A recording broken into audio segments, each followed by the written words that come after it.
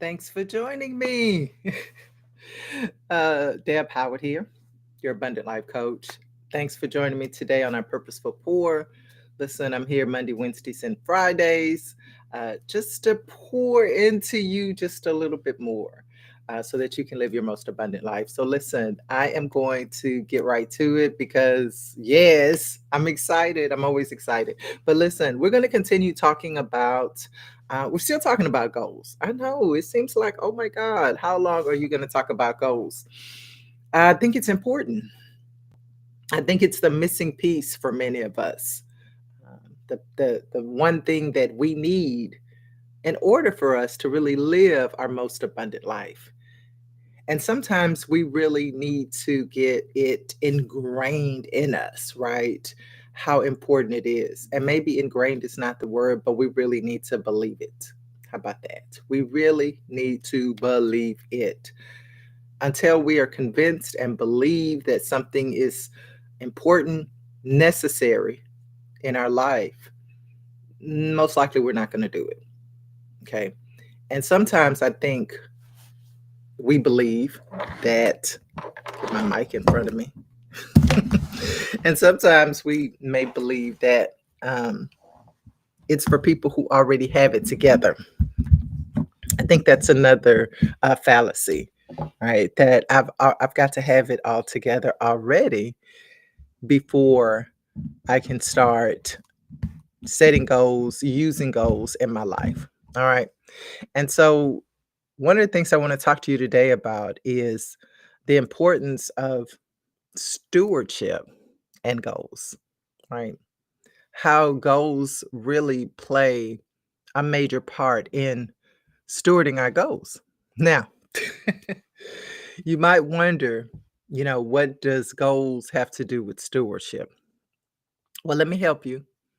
Goals help us chart a path forward, okay? You may know what your gifts and talents are. You may even know what it is God has called you to do. What goals do is help us map out that plan. All right, how we're going to achieve whatever it is. They transform good intentions into actionable plans. How about that? Because many of us have good intentions, but we need a plan to go with those good intentions. Good intentions are stay in Neverland. Okay, that's in your imagination. I intend to that helps no one. Your intentions, no, it's your actions that make an impact, not your intentions. So goals help us transform those good intentions, right? Because I have all these good intentions in my head or in my heart, wherever you have them, right? I'm going to transform those good intentions into an actual plan, an actionable plan that I can use, right? And this actionable plan is going to help me even be a better steward because those good intentions, right, are they're aligned, they're packed in with the gifts and talents and all that God has given us to steward. So I want to take all of that, right, what I intend, and I want to put it, I want to record it. I always want to say you should write it down because I like to write things down, but I understand that we have a lot of technology, right? So maybe you're recording it using a voice recorder, um, an AI2 Plod or something like that. Maybe you're typing it up, right, in your notes app on your phone. Maybe you're recording it in some document, however and whatever way, right? Because remember, we want to pull those good intentions, right, from imaginary place, from the spirit realm, right? We want to pull those out and bring them into this realm. And one way we do that, into this earth realm, one way we do that is by recording it, right? Writing it down, recording it in some way. Because as long as it's up here, child, I'm trying to tell you, it's just up there, and you'll forget. All right, all right, all right. So without goals, we may have desires or dreams, but we never get around to doing them, right? Because they stay up there. So think of it this way: stewardship is the principle that we're responsible for, right? We're responsible for what God has given us, right? That's what stewardship really tells us, right? That we are responsible. And goals are the tools to help us make the most of what God has given us, right? It's the plan. We need a plan. We do need a plan. All right, y'all, we do need a plan. So goals help us in several ways, right? To be better stewards of our gifts, right? Goals help us manage our time better because remember, usually when we set a goal, we have some kind of timetable, right?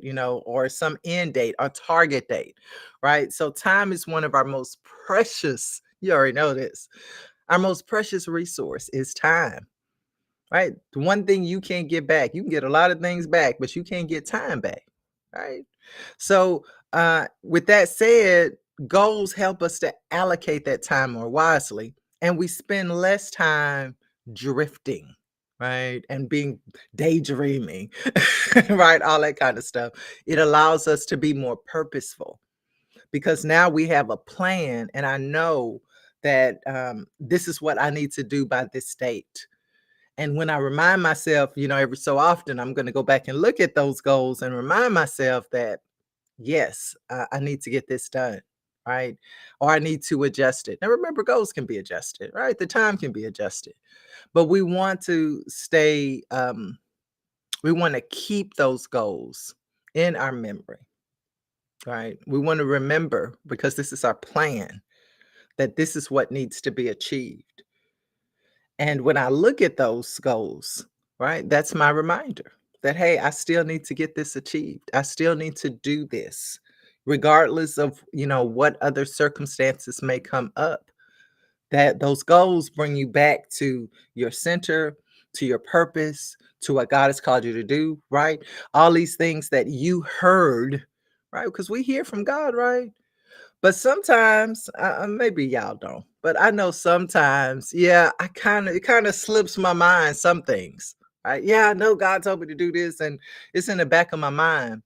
But with all the other responsibilities, all the other things that come up in life, all the situations, right? Sometimes it gets placed on the back burner, and so goals help us keep those things that God told us, those things that we know we need to achieve on the forefront. All right. All right. And then goals help us multiply our talents. Remember the parable of the talents? So we don't want to bury our gifts, right? We don't want to hide our gifts, but we want to put our abilities to work. And we do that by, yes, setting goals. Goals help us to manage our finances.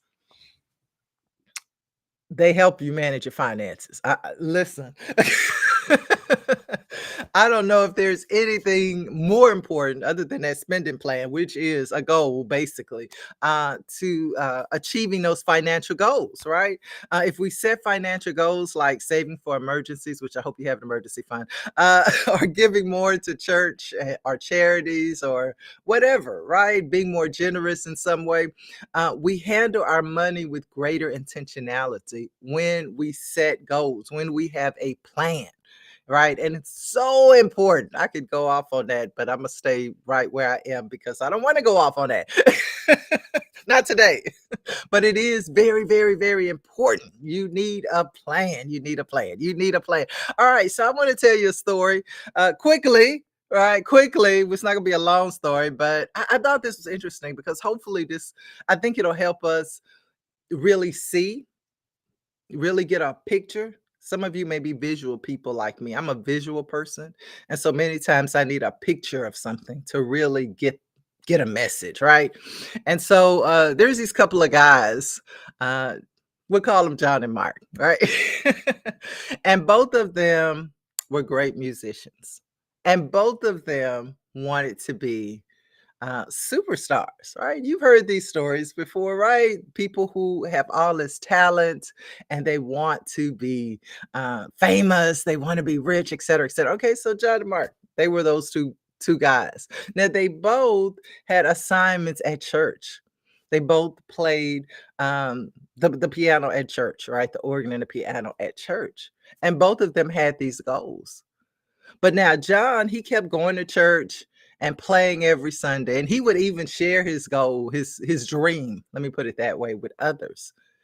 But he just kept coming, he just kept doing the same thing, every Sunday coming to church, playing, going back home, telling people, wow, and people would tell him how talented he was. People would tell him, oh my God, you are amazing. He could even sing. You got it going on. And so he really, fed on that. But now Mark did the same thing at another church, right?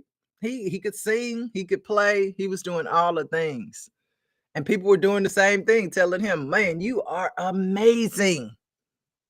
But Mark decided, you know what? I think what I'm going to do is I'm going to really start saving my money.